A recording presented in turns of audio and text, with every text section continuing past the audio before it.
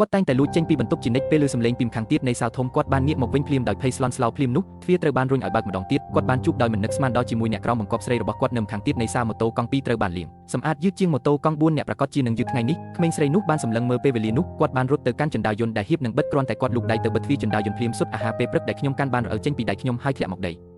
ីជាសំណាងល្អប្រធានាធិបតីបានឆ្លើយតបយ៉ាងរហ័សគាត់ចាប់សុទ្ធជាប់ជានិច្ចខ្ញុំមិនប្រកាន់ទេក្នុងការជូនអ្នកទៅជាមួយតាមផ្លូវសូមទទួលយកនេះជាការទូទាត់សម្រាប់ការដឹកជញ្ជូនសូមអរគុណចំពោះសេចក្តីសប្បុរសរបស់អ្នកលោកយានកង់ទាំង4របស់អ្នកកំពុងវិលលឿនពេកខ្ញុំខ្លាចខ្ញុំនឹងអួតចេញមេបញ្ជាការមានចេតនាល្អប៉ុន្តែមិនបានទទួលរង្វាន់អ្វីឡើយអ្វីដែលធ្វើឲ្យគាត់សើចនឹងជំនួសគឺឧត្តមសេនីយ៍ថែមទាំងបានបបួលគាត់ឲ្យប្រកួតគ្នាទៀតផងពួកគេទូចឲ្យប្រញាប់ចេញពីចណ្ដាយយន្តជាមុនសិនអាកប្បកិរិយាក្មេងរបស់ពួកគេពិតជាគួរឲ្យអស់សំណើចណាស់បានមកដល់ក្រុមហ៊ុនហើយអនុប្រធានាធិបតីកំពុងសម្លឹងមើលទាហានថ្មីទាំង4នាក់ដោយទឹកមុខក្រអឺតក្រទុំពួកគេបានត្អូញត្អែថារបាយការណ៍របស់ពួកគេត្រូវបានសរសេរមិនបានល្អធ្វើដូចជាជើហ្វាយភ្លាមនោះមេពេញជាការបានលេចមុខមកយ៉ាងមានឥទ្ធិពលសេចក្តីប្រកាសថាអ្នកចំណូលថ្មីទាំង4នាក់នេះនឹងត្រូវដកចេញដើម្បីបង្កើតក្រុមការងារថ្មីមួយគាត់ទទួលបន្ទុកគម្រោងផ្ដល់ជូនភាគហ៊ុនជាសាធារណៈលើកដំបូងសម្រាប់ Airline Entertainment នេះជាឱកាសដ៏ល្អមួយដើម្បីបង្ហាញសមត្ថភាពរបស់អ្នកខ្ញុំសង្ឃឹមថាអ្នកទាំងអស់គ្នាអាចបង្ហាញខ្ញុំពីស្មារតីដែលបានផ្លាស់ប្ដូរទាំងស្រុងមានអានុភាពនិងមិនអាចយកឈ្នះបានតែអ្នកយកទេអ្នកចំណូលថ្មីទាំង4នាក់ពិតជារំភើបណាស់កំចាត់អនុប្រធានដែលរំខានចេញហើយអាចធ្វើការក្រោមការដឹកនាំរបស់ព្រះសង្គ្រាមដែលមិនអាចយកឈ្នះបាននេះគ្រាន់តែជាដំណឹងដ៏អស្ចារ្យពីស្ថានសុខបន្ទាប់មកពួកគេបានដើរតាមមេបញ្ជាការទៅកាន់ One Sing Entertainment ដើម្បីស្វែងយល់បន្ថែមអំពីស្ថានភាពក្នុងពេលជាមួយគ្នានេះតាំងស៊ីងជាអ្នកហ្វឹកហាត់នៅក្រុមហ៊ុន Wondershare Entertainment កំពុងត្រូវបានដៃគូរបស់អ្នកហ្វឹកហាត់ជាច្រើនអ្នកចាក់សោនៅក្នុងបន្ទប់ទឹ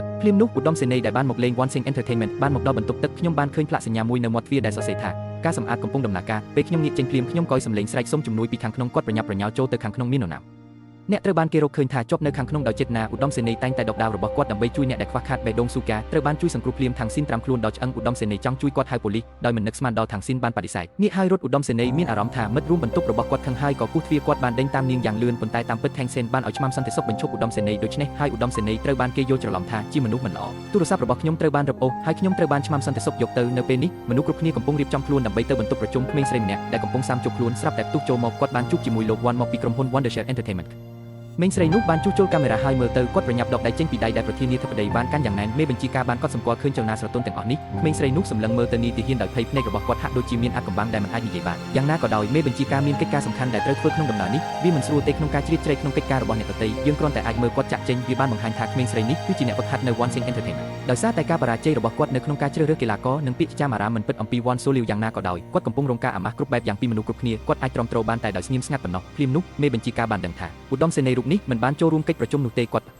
រញាប់ផ្ញើសារឲ្យគាត់មកឲ្យលឿនក្នុងពេលជាមួយគ្នានេះឧត្តមសេនីយ៍ដែលជាប់នៅក្នុងបន្ទប់សន្តិសុខក៏មិនមែននៅទំនេរដែរដើម្បីស្វែងយល់ពីរឿងរ៉ាវខាងក្នុងរបស់ Wondershare Entertainment គាត់បានលេងហ្គេម Truth or Dare ជាមួយអ្នកយាមសន្តិសុខដោយមិននឹកស្មានដល់ពួកគេបានទាញយកព័ត៌មានថាលោក One មានបន្ទប់ទទួលភ្ញៀវអាថ៌កំបាំងមួយនៅក្នុងក្រុមហ៊ុនមានពាក្យចាមអារ៉ាមអំពីទំនាក់ទំនងមិនសមរម្យជាមួយអ្នកហ្វឹកហាត់ផងដែរយ៉ាងណាក៏ដោយខណៈពេលដែលឧត្តមសេនីយ៍ហ៊ាននឹងសួរឈ្មោះអ្នកហ្វឹកហាត់នាយទាហានបានសម្រុកចូលទៅក្នុងការផឹកស្រានិងល្បែងស៊ីសងអ្នកយល់ច្រឡំហើយវាមិនមែនថាខ្ញុំមានសមត្ថភាពនោះទេប៉ុន្តែអ្នកកាន់តែមានជំនាញសេនាប្រមុខ Fencing បានចាប់ឧត្តមសេនីយ៍ដែលមានគ្រឿងអេសរយេសបំផុតហើយចាក់ចេញដោយមិននិយាយអ្វីទាំងអស់ដោយមិននឹកស្មានដល់គាត់ត្រូវបានសន្តិសុខហើយចេញខ្ញុំចង់មកហើយផឹកភេសជ្ជៈពីអ្នកទី3ឲ្យអស់មុនពេលខ្ញុំចាក់ចេញថែរក្សាខ្លួនឲ្យបានល្អឬបែបនេះនាយទាហាននោះនិយាយមិនចេញដោយកំហឹងប៉ុន្តែដោយសារគិតគូរពីអារម្មណ៍របស់ពួកគេគាត់គ្មានជំរឿអ្វីក្រៅពីត្រូវជំនួសឡើយជន់បានផឹកស្រា3ដបដែលគាត់ជំពាក់បន្ទាប់មកគាត់បានទាញគាត់ចេញនៅថ្ងៃបន្ទាប់ពេលមេបញ្ជាការមកដល់កន្លែងធ្វើការភ្លាមគាត់បានហៅទាហានមីទាំង4នាក់ឲ្យចូលទៅក្នុងការិយាល័យរបស់គាត់ខ្ញុំបានពិនិត្យមើលរបាយការណ៍របស់ពួកគេម្ដងមួយរបាយការណ៍របស់ Shen Chen ត្រូវបានរិះគន់យ៉ាងខ្លាំងបន្ទាប់មកពួកគេត្រូវបានបញ្ជូនទៅឆ្ងាយចម្លែកណាស់គាត់បានទុកឧត្តមសេនីយ៍នៅពីក្រោយដោយនិយាយថាគាត់ចង់បង្រៀនគាត់តែម្នាក់ឯងវាបង្ហាញថាគាត់ចង់ដឹងអំពីអាកប្បកិរិយារបស់មេដឹកនាំជនបរទេសដែលបានរៀបរាប់នៅក្នុងរបាយការណ៍របស់ឧត្តមសេនីយ៍ក្នុងពេលជាមួយគ្នានេះសិនស៊ីងដែលត្រូវបានរិះគន់មានការអាក់អន់ចិត្តធ្វើពុតជាសុំយោបល់ពីលោកយ៉ូណាអំពីការរាយការណ៍ពីបញ្ហាមួយដោយឆ្លៀតឱកាសនោះគាត់បានប្រាប់យ៉ូណាថាមេតបនិងមេតបនៅតែម្នាក់ឯងក្នុងបន្ទប់ជាមួយគ្នាយ៉ូណាតែងតែលួចស្រឡាញ់នាយទាហានដោយសម្ងាត់តើគាត់អាចទ្រាំទ្រនឹងមិត្តរួមការងារស្រីផ្សេងទៀតដែលនៅម្នាក់ឯងជាមួយគាត់ដោយរបៀបណាដូច្នេះគាត់បានស្ទុះចូលទៅក្នុងការិយាល័យរបស់មេបញ្ជាការដោយកំហឹងខ្ញុំបានឃើញឧត្តមសេនីយ៍និងមេតបនៅក្នុងឈុតឆាកស្និទ្ធស្នាលមួយដែលមុខរបស់ពួកគេស្ទើរតែប៉ះគ្នាភ្នែករបស់យ៉ូណាបើកធំដោយកំហឹងសម្លឹងមើលទៅឧត្តមសេនីយ៍ដោយផ្ទាល់ប៉ុន្តែភ្នែករបស់គាត់ហាក់ដូចជាចង់លេបត្របាក់អ្វីទាំងអស់